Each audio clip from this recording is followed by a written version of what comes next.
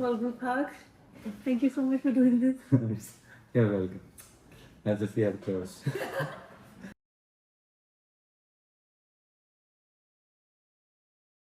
Hello everyone, this is me, Jyotika Bedi, your host and founder of Happiness is Love.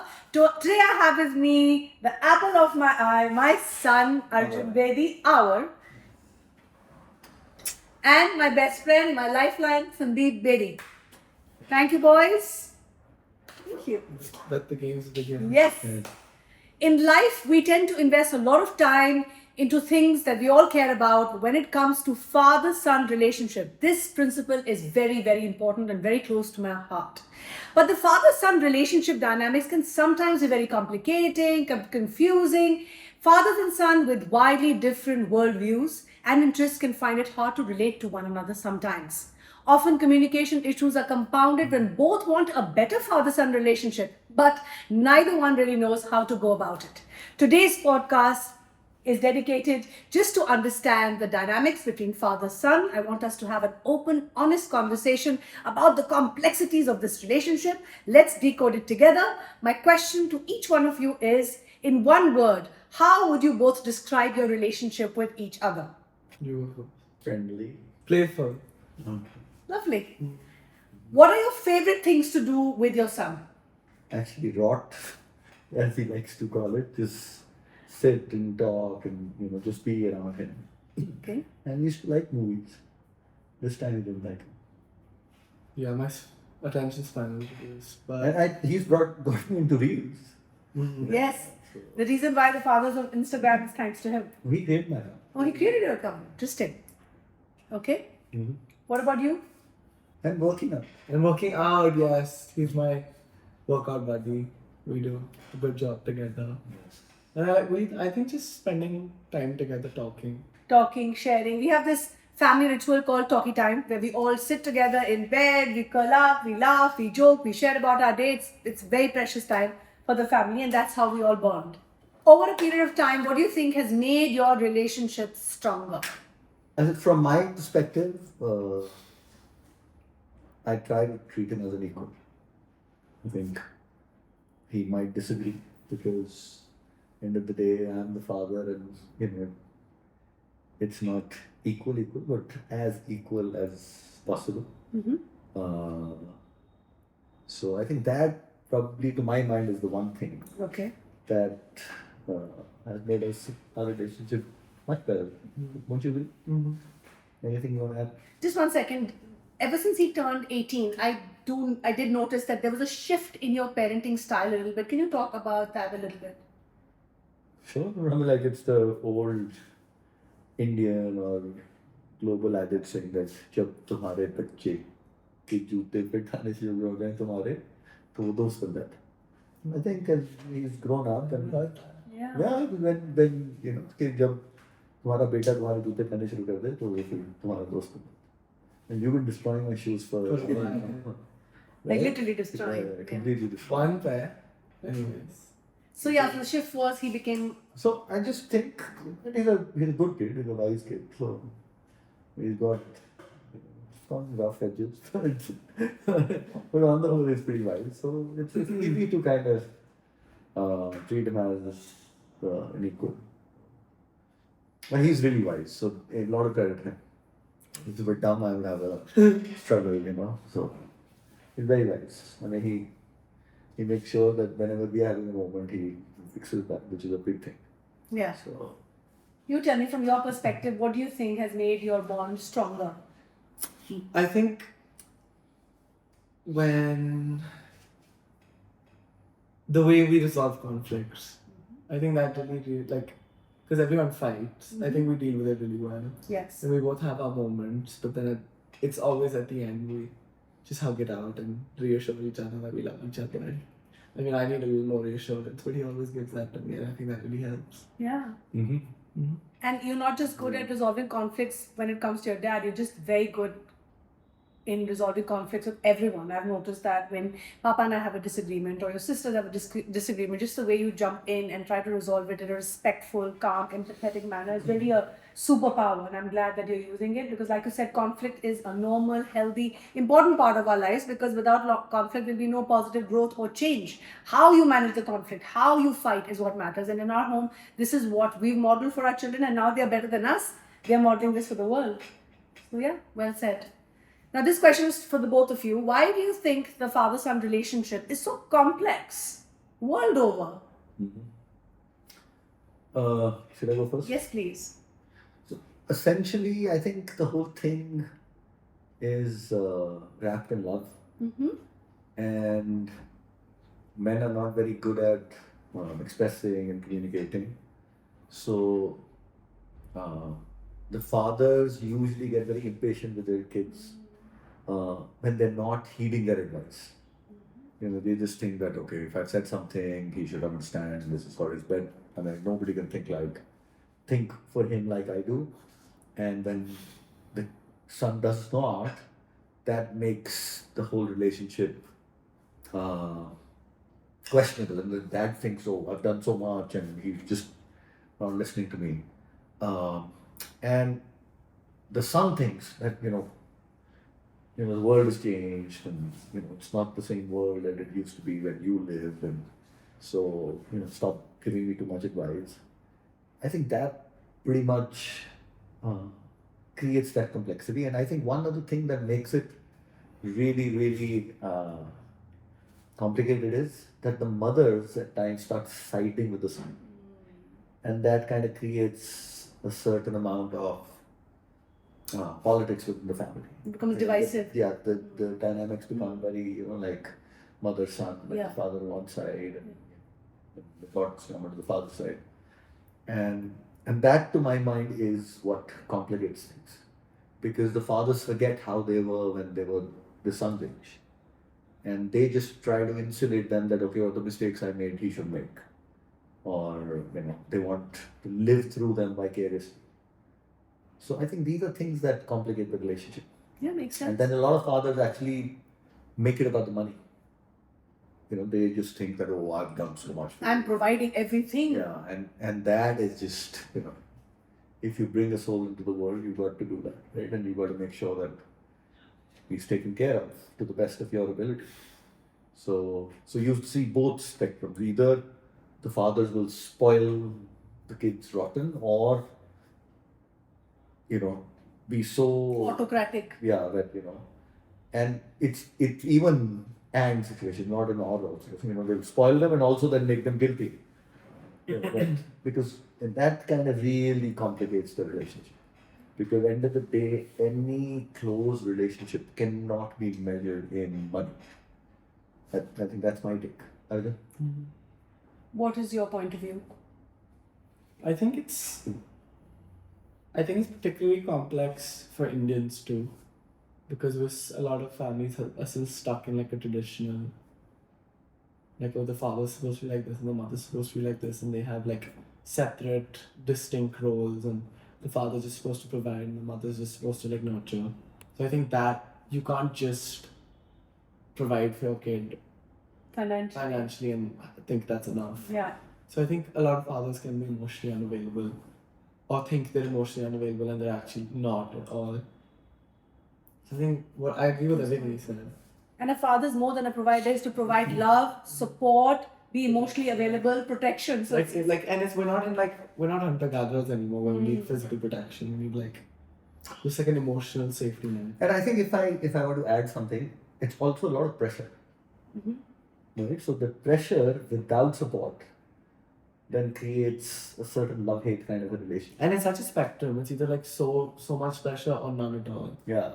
Completely absent or too involved. And even if there's no pressure, eventually the pressure comes. Because at a certain point they'll just turn around and say, oh, maine tere liye sab kuch kiya. Exactly.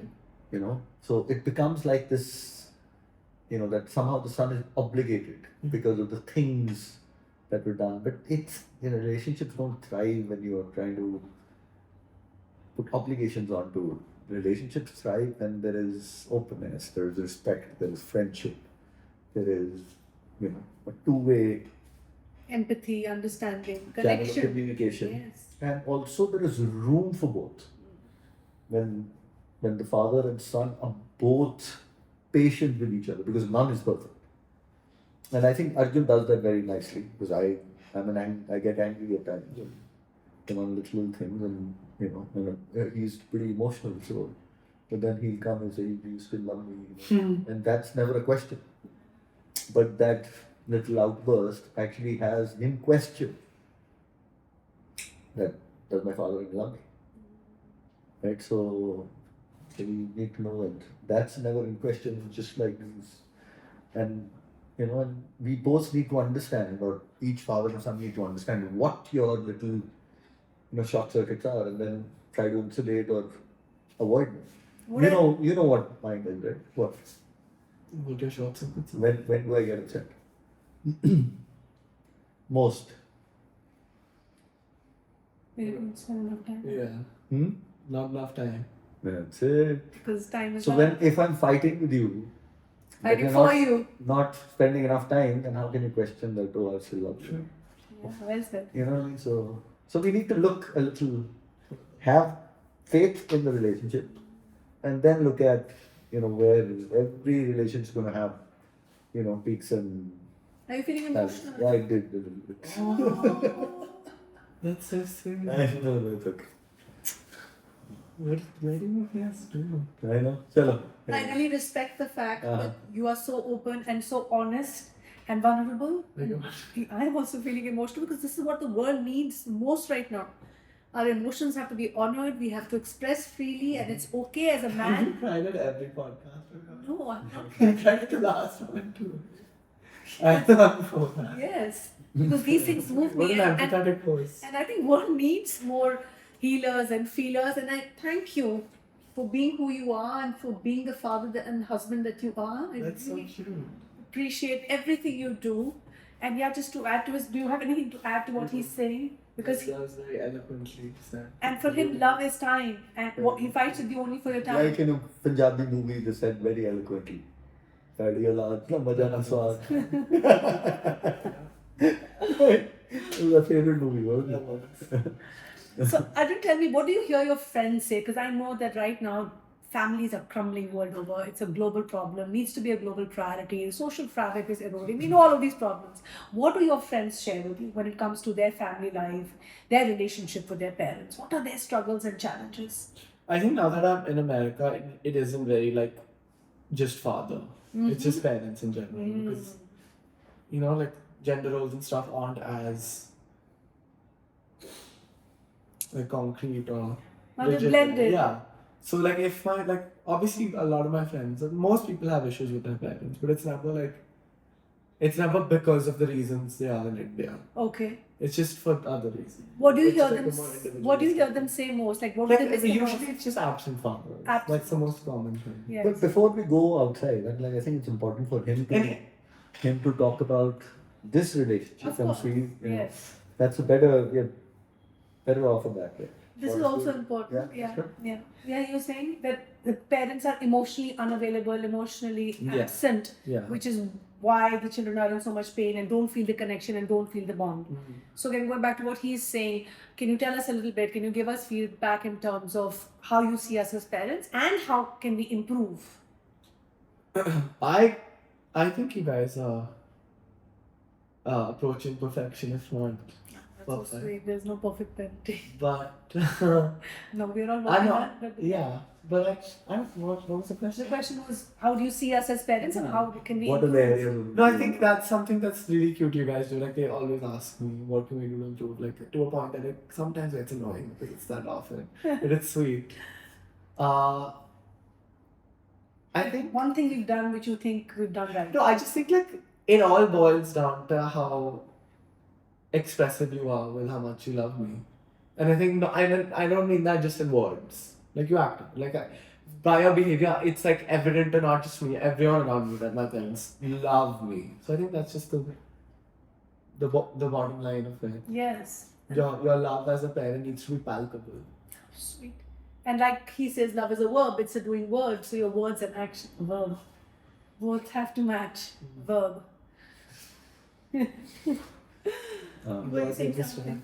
No, I'm saying that, everything in this relationship comes from love. Yes. And I think one thing that I would like is complete transparency and no duality. No duality. Yeah, so, most kids have a dual life wherein there is a life that the parents know of. We've gone through. And there's a life that is completely there and used to. That incident when we were sitting in Amit's house and we were telling, our son doesn't drink, and he was kind of rolling around drunk in a holy party a few weeks before that. And they're looking at us like, what delusional people. Reality check. Yeah, so I think it's end of the day, rubber meets road when kids, sons can be honest and have no Inhibitions. not just inhibitions. They should be completely comfortable with expressing themselves and exposing their lives to the parents. And I think the responsibility for that is on the parent, not Yes, the child. that's right. To create that space where you're not going to judge. Yeah. Because the easiest thing we do, We shame, we judge, we react. So that's more on the parents than on the children to create that safe space so that children can express their feelings. party karna. Yeah. And we forget that that's what we did. Yeah. So, And I'm glad you summed it by saying it's the parents' responsibility. It's bigger responsibility of the parents. 100%. That it's, and only if we are open and honest So and transparent. it's again, it's not an 80-20, it's maybe a 60-40. Yeah. The parents need to do 60% and the kids We have need to model it for the children. Because there is no better sounding board Yeah. than your parent. But it's a hard one. Oh my God. This is something, it's still, Parenting is a a lot hard. of people listening to me might think that I'm delusional, that this is never going to happen, but I think it should and it can. And I think we have, if not 100%, we are 80% there. Right? 98. 98? I think So nice. Thank you. Well, that's all good. live and learn, and thank you, Arjun, for the validation. Any feedback for improvement? No, I don't think so. Come on. I think everything is perfect. And even when, like you said, when the rough, sometimes Because I think sentences the get ruffled. only possible place that could be bad is conflict resolution. Yes. Which is all Where you thankfully are good at. so positive. But see, I keep sending you these things that don't do this or this is not good for you. And how No, how but do like you it's feel? it's like you always deliver it in a way that I know it's coming from a caring place, and you're not. It never feels like an attack. And it's not a bit. Usually, what I send you, Is chat GPT facts? not just ChatGPT, it's Superman, Whatever it is, it's all fact stuff. Like it's never taunty. It's always just like, hey, we love you. Please look at this. That's so reassuring. On that mode, stop scratching your eyes. It's not good for you. Is your eye okay? Are you okay? Yeah. Okay, that's good. Also, for fathers listening, or young fathers, or new fathers listening to you right now, what do they need to do early on? Because I know it gets difficult when the child is a young adult. Please share with young fathers what they need to do when their children are little. I think the one most important thing is spending time. Yeah. And spending time on the son's terms. Son's terms, yeah. In the sense, something that interests them, when slowly you can do mutual stuff. I think coming down to their level and just having fun is the foundation of creating a good relationship. That's what I think. And it gets hard for fathers because there's work, there is friends, there is Social life. and there is me time. So I'm saying it's important that a certain amount of quality time is spent with the son and the daughters. Yes. What hard job is it worth it? It's very hard. It's the most rewarding job ever. I urge every single person who's here in this podcast to have at least 3 children. Don't give this crazy advice. Why? Not everyone is stick to have kids. That's why But it's okay to not have kids, but you said it's worth it. It's very whoever decides to have. to have kids, eventually that becomes the most important thing Yeah. eventually in life. Yes. The only But in a difference good is way? great. Great way. It all depends on how much you invest in. It's like return on investment, Yeah. right? So if you invested, it becomes a great thing. Otherwise, people just regret it. Then just keep either blame the wife or the son or the daughter that they've not. But end of the day, there's only one person to blame. And the only way to grow spiritually is to have children, because your children are your mirrors. They reflect back who you are, who you're not. So I think it's the most beautiful, it's like the perfect place for self discovery. You want to know who you are, what you stand for? Have children. It's the best thing ever.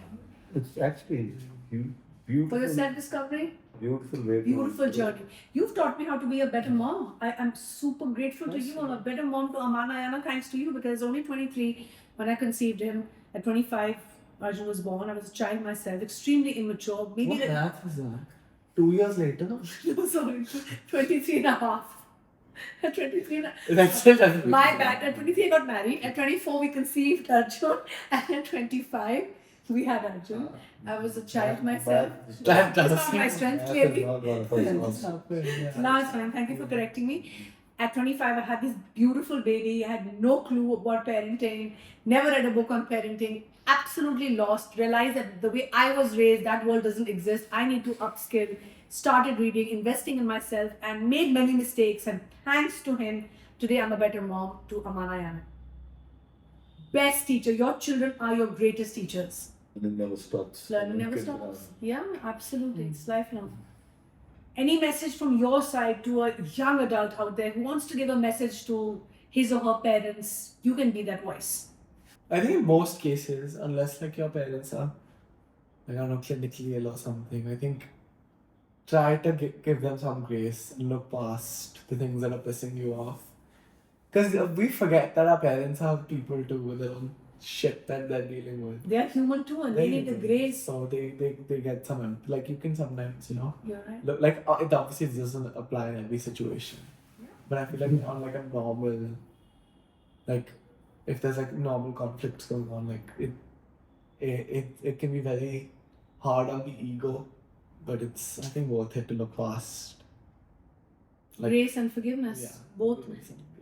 And this gap that we have between parents and children, only two-way empathy and understanding can bridge the gap. Judgment won't, shame won't, blame won't. And I know a lot of people who are on their journey, their self-healing journey, are busy playing victim, because they feel it's the easiest thing to do, to sit on blame and judgment. So urging everyone out there, please choose the path of grace and forgiveness, like Arjun said. And I know you want to add something there. I just want to add that any relationship, Yeah, any Yeah, relationship. the foundation is trust. Yeah. And how we do it. Huh. You build trust by creating small deposits when the other person's having a weak moment, Yeah. right? The irony of the situation is in most relationships, all parties choose to have a weak moment at the same time. Mm-hmm. That's just catastrophe. Yeah. So all you need is to step away and not become a part of the problem. Right? If you start doing that, if the father's having a weak moment, the son kind of takes a step back, or if the son's doing that same thing, the father steps back. Yeah. That just creates a certain amount of space and trust in the relationship. Right? And then you just have an open discussion, wherein age somehow is not something that's making you right or better. So if you bring that trust and openness, you bring in quality time, you share experiences. Eventually, I hope you go with me for a trek. I had a drink. You want a sip of a drink? Whatever. With It's still an solidarity. experience. I'll go on half. Was there Half a drink. was that an It experience? was cute. So I'm saying if you do that, Should we go for a try? Yeah, you must. so Reciprocity. shared experiences is what Yeah. creates. Happiness, Yeah. memories. Otherwise, who would have gotten me to take a sip of disgusting white wines? It's pretty bad. It's really crappy. I don't even understand. But it's an experience we're going to talk about forever. Yeah. So I think spending time and creating shared experiences is a big one. And I don't know how many fathers do that. Right? And how many fathers of adult sons will sit down and crack jokes and have a drink with them, or do stuff at the same level. I think that's very important. You keep telling me not to party with you, That's on you. but whenever we do, you have fun, Yeah. right? The last party was pretty fun, That's really fun. right? Another Though I thing, was sober and you were drunk, but Was that subjective? and so I think these are two or three really interesting little things that to my mind create, and this is and coming to a friendship level, not being a parent all the the time. time. Yeah. You've got to let that go. Once I think the son is 14, you need to kind of get down to that friendship level. I agree. And to add to that, I know today boys are starved of conversations. Of course, talking and sharing is important, and equally important is physical affection. I know this man, whenever he comes home, he is lapping up all the love. He is hugging and kissing his children to the point that they're like, Papa, we are done. This is enough. This is fundamental. This is every child's need. So, all the fathers and mothers who are listening to this podcast, please, we all want our children to be geniuses and prodigies. But you know what? What matters the most is the hugs, is the kisses, is the physical affection, the praise, the appreciation. Catch them doing things which are right instead of correcting them all the time. Build them up, find their strengths, encourage them more. This is what the world needs. It's not just in human beings. Even animals. I mean, like birds, animals. Everyone. I look at trees shaking. I think branches are hugging on each other. So I think, and when we look at these reels of animals doing it, we say, oh, and we somehow don't spend enough time doing it. So these are innate biological needs. I hope you switched on the start button because you're famous for not switching. Is this podcast on? Oh, It happens many times. no. We have lost moments, moments of joy. Praise Lord. Well, that's something maybe I have to check. That happens when I'm seeing something and I'm too busy looking at it And then he forgets to. Yeah, me too. You'll have to do that again all over. He do it anyway. So, conclusion. What would you like to say for our audience out there, for parents, teachers, Trust educators? Yeah. your child. Create an open space. I've trusted you always. And I've said that to you always. I trust you. Even when they make mistakes. Yes, that's a good. It's important to trust them unconditionally. Yes. Because there is no way for you to get out of this relationship. Right? Yes. Obviously, I'm not talking about deviants and, Yeah, of course. criminals, but I'm saying children are Children. and they need to learn that how do you keep building trust despite mistakes. So openness is another big one. And what I mean with openness is it's not just asking them to be open. It's also being vulnerable. If you're having a bad day, telling them. If you've gone through a tragedy, talking about it. If you're going through financial stress, talking about that. So openness means treating them as kind of equal, as partners. And those are life lessons that really matter. And all this leads to friendship and not just parenting. I mean, you've got to pay the parent, but as age goes up, it's an inverse curve. The more you become more a friend, less a parent. And then shared time spent together and shared experiences. I think those are great. Our trips, I think, are Priceless. just going to a restaurant and eating what like. both they like, trying what they think is interesting, and not just going, "Oh, man, the dal, the paratha." So I love it. This is so special. so it's if you do that, friendship It's everything. I think eventually it's everything, because if you ask any adult human being and they say what is the time that you enjoy the most is like With my friends, yeah. right? Why would you not make your son your friend? You know? Mm-hmm. So, and that can happen when you're not living dual lives, right? Mm-hmm. Within the realm of morality and Ethics. So I think that's, and I've seen sons and fathers that share a good relationship. It's beautiful. They laugh together. They have so much fun together. It's very fulfilling. They learn from each other. You know? Mm-hmm. Anything about that? Conclusion.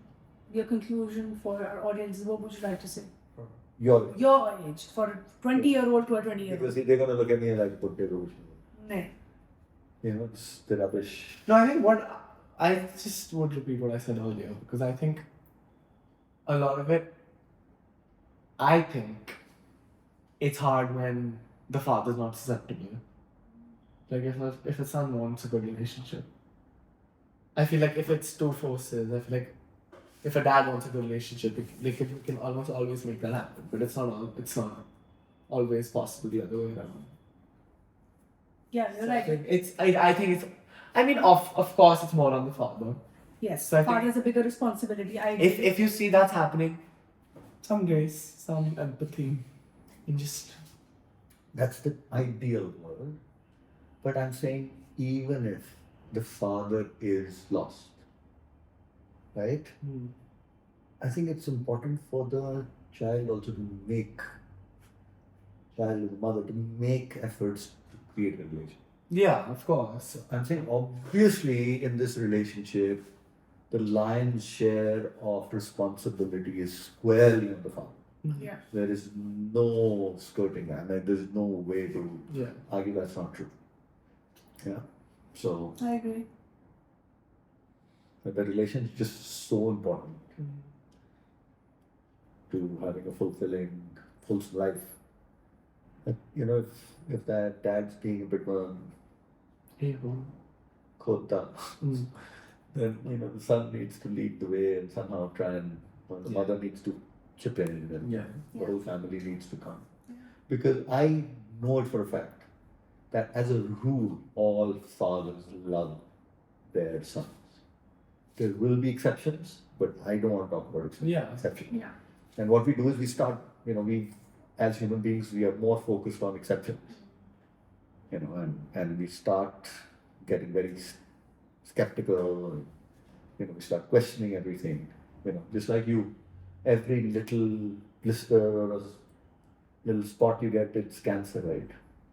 The same thing happens with relationships.